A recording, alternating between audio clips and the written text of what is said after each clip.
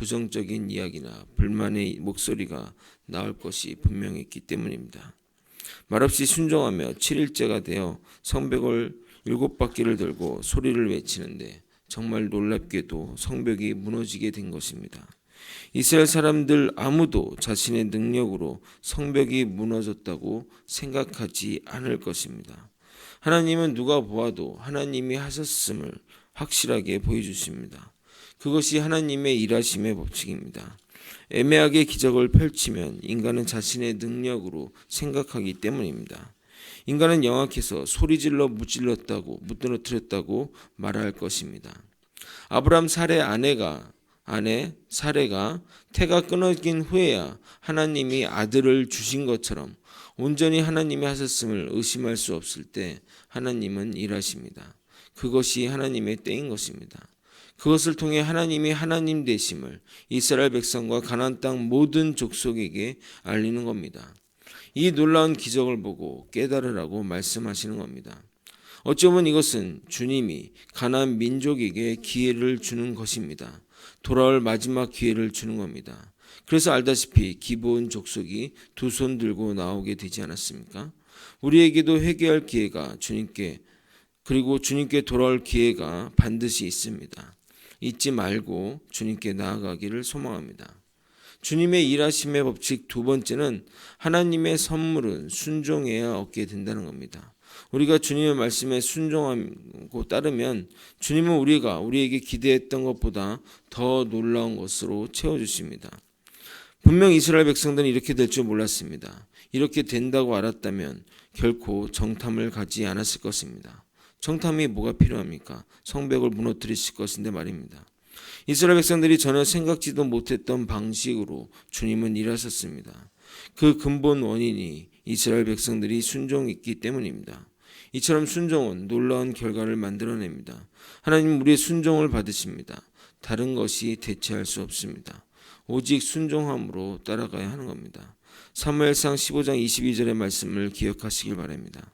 사무엘이 이르되 여호와께서 번제와 다른 제사를 그의 목소리 청종하는 것을 좋아한 것이 좋아하시겠나이냐. 순종이 제사보다 낫고 듣는 것이 숫 양의 기름보다 나으니. 명확하게 주님은 우리가 예배하러 나오는 것보다 삶에서 말씀대로 실천을 강조하시는 말씀이기도 합니다. 우리가 예배드리러 오므로 신자의 모든 의미를 다했다고 생각합니다. 아닙니다.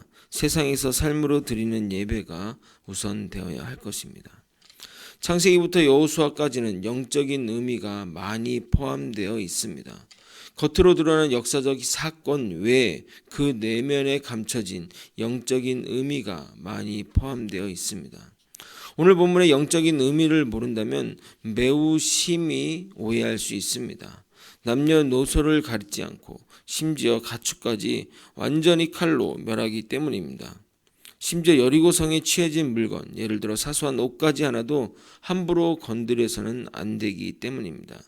하나님이 이렇게 잔인하셨나? 하나님이 너무 탐욕스러운 것 아니야?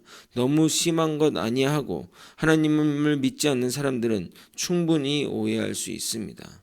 그러나 결코 그렇지 않습니다. 매우 중요한 신학적인 내용이 담겨 있습니다. 어렵더라도 잘 따라와 주시길 바랍니다. 오늘 본문에 보면 계속해서 반복되는 단어가 있습니다. 바로 바치라라는 단어입니다. 17절부터 19절까지 5번이나 반복되어 사용됩니다. 한번 읽어보겠습니다. 17절에서 19절입니다. 시작. 이 성과 그 가운데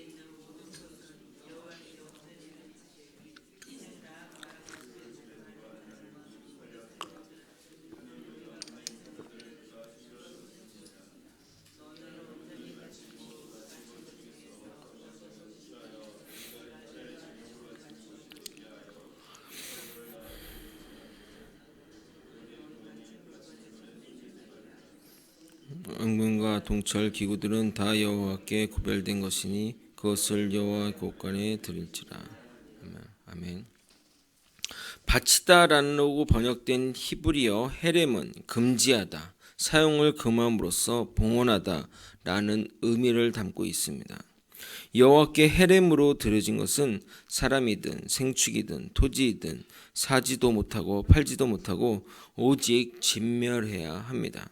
레위기 27장 28절에 29절에 이 내용이 있습니다. 어떤 사람이 자기 소유 중에 오직 여호와께 온전히 바친 모든 것은 사람이든지 가축이든지 기업에 바치든지 팔지도 못하고 무르지도 못하나니 바친 것은 다 여호와께 지극히 거룩함이며 온전히 바친 사람은 다시 무르지 못하나니 반드시 죽일지니라. 즉 헤렘은 한 지역의 모든 것을 완전히 하나님께 드리는 제의적인 용어로서 그들을 진멸하는 것은 완전인 거룩을 이루기 위함입니다.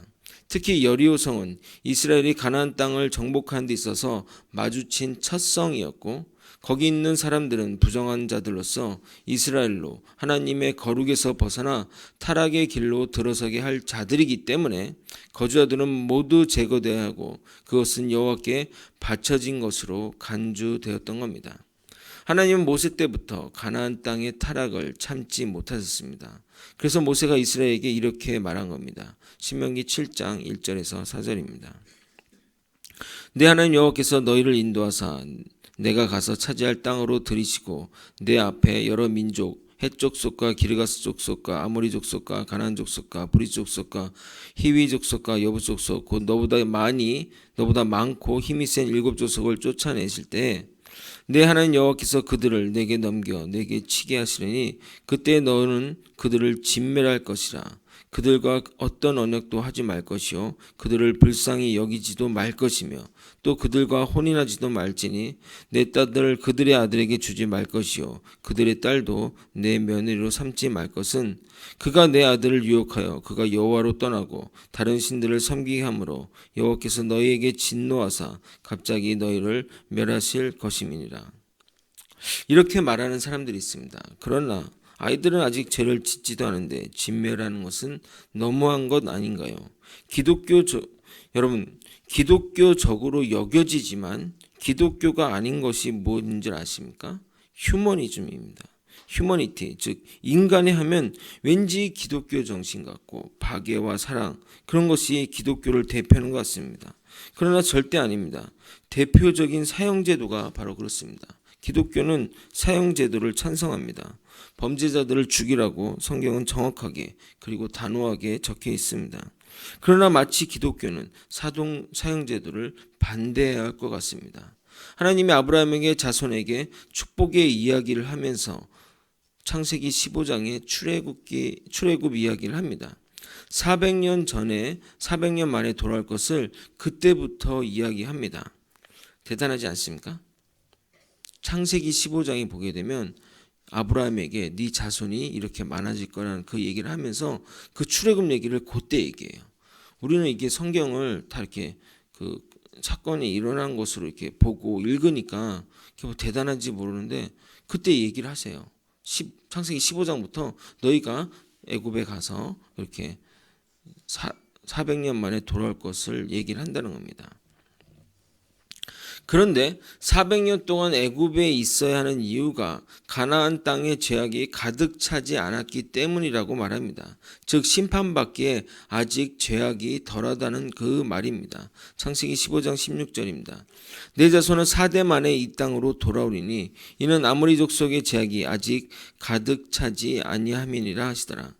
그러므로 여호수아가 이제 가나안 땅을 정복하는 그 시기는 가나안 땅의 그 죄악으로 인해 심판의 목적이 있는 것입니다. 그리고 그러한 문화 속에 자라면 아이들도 반드시 죄악의 길로 갈 것입니다. 아까도 얘기했지만 아직 죄를 짓지 않은 것인가 너무한 것 아니냐 하지만 시간의 개념은 우리의 개념일 뿐이고 우리의 한계이지 하나님은 시간을 초월하신 분입니다.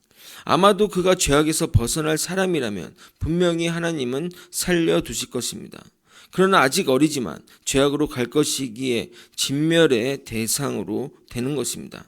좀 이해하기 어렵겠지만 아까도 말했지만 인본주의, 인간애로 이 사건을 바라보지 마시고 신본주의적인 관점에서 바라봐야 합니다.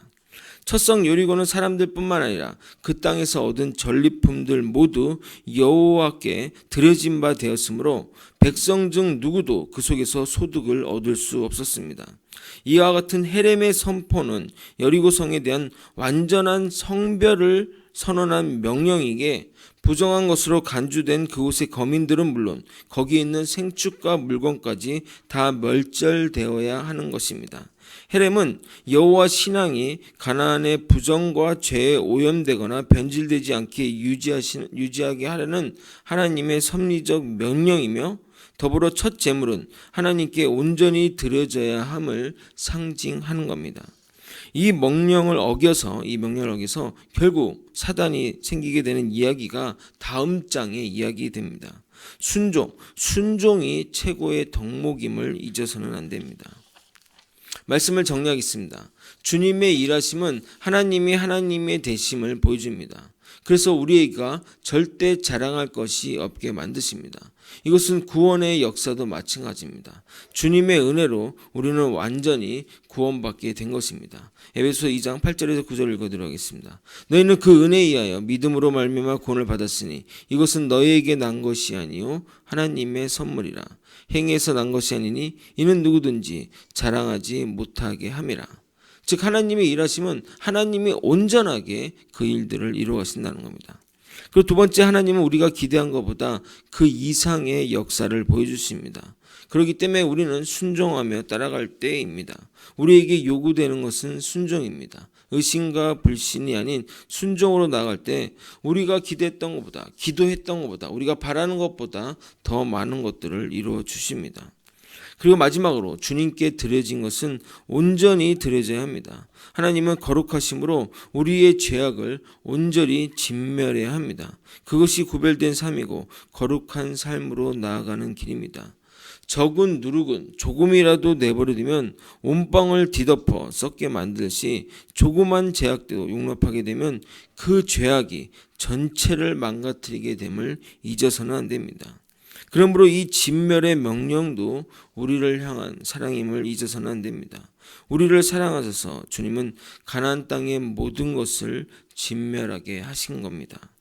그러나 구약의 역사를 보면 이 조그만 죄악을 내버려 두어서 결국 다 썩게 만드는 안타까운 역사를 보게 됩니다.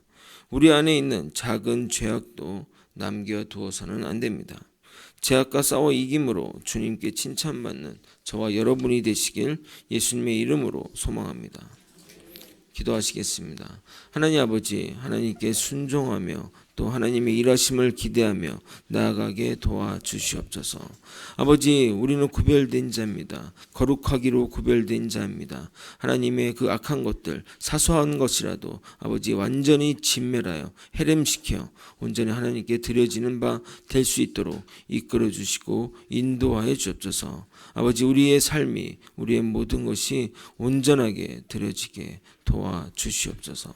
사랑이 많으신 예수 그리스도 이름으로 기도드리옵나이다. 아멘.